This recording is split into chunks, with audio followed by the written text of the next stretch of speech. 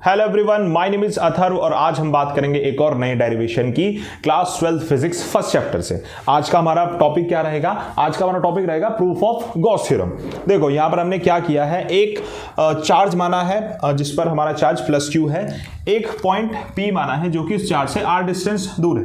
ठीक है, अब हमने क्या किया, इस P पॉइंट पर एक गॉसियन सरफेस को कंसीडर किया जो कि एक क्लोज लूप बनाता है। ठीक है, गॉसियन सरफेस।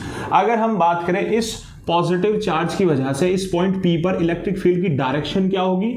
आउटवर्ड होगी। इलेक्ट्रिक फील्ड की डायरेक्शन आउटवर्ड। ठीक है, एक हमने यहां पर एलिमेंटल पोर्शन माना है dA, एलिमेंटल एरिया माना है dA। अगर मैं कहूं इस एरिया का वेक्टर किस डायरेक्शन में होगा? इसके परपेंडिकुलर होगा।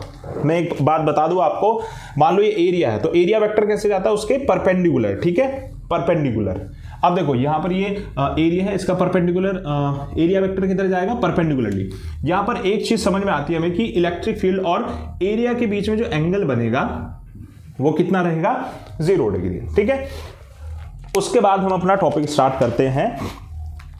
सबसे पहले क्या लिखोगे? According to electric flux. Electric flux क्या कहता है मैं एक बार बता देता हूं आपको। इलेक्ट्रिक फ्लक्स का फॉर्मूला होता है phi = EA cos थीटा। ठीक है, पर यहां पर हम फ्लक्स किसकी वजह से निकाल रहे हैं? एक एलिमेंटल पोर्शन की वजह से। ठीक है, क्या रहेगा? आप कहोगे d phi = EDA cos theta. DA क्यों माना है? क्योंकि यहां पर जो एरिया है वो DA है, एक छोटा एलिमेंटल एरिया है और फ्लक्स भी उससे छोटा ही निकलेगा। ठीक है, इसलिए हमने इसको d phi माना। नेक्स्ट स्टेप क्या रहेगा आपका? d phi = EDA cos 0 degree. क्यों?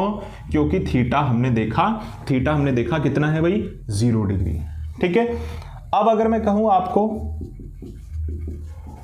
cos 0 कितना होता है? cos 0 डिग्री कितना होता है भाई? 1। तो cos 0 1, यानी कि फाइनल आंसर अभी तक ये आया। ठीक है, इसको हमने कंसीडर किया ये।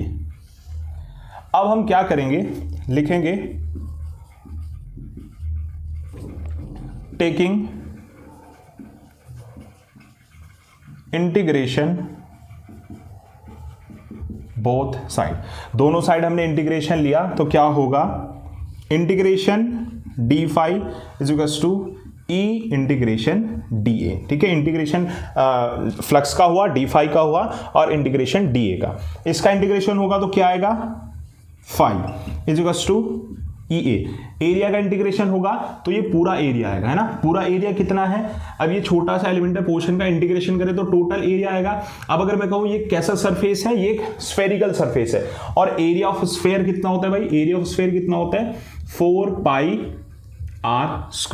ठीक है, तो इंटीग्रेशन करो तो कितना आएगा यहां पर? 4πr²।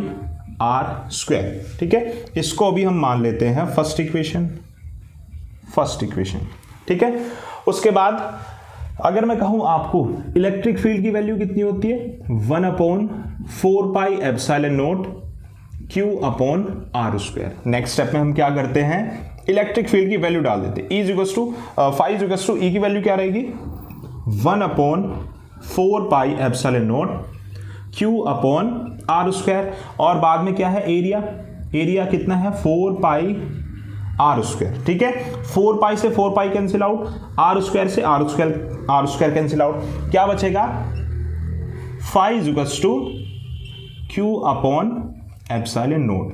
और यही है आपका गॉस थ्योरम। ठीक है, उम्मीद करता हूं ये चीज आपको समझ आई होगी। ये छोटा सा डेरिवेशन है, काफी छोटा सा डेरिवेशन है, 2-3 लाइनों में ही खत्म हो जाता है, पर ये बोर्ड में नंबर देकर जाता है। ठीक है, चलो आज की वीडियो हम यहीं पर एंड करते हैं। Thank you.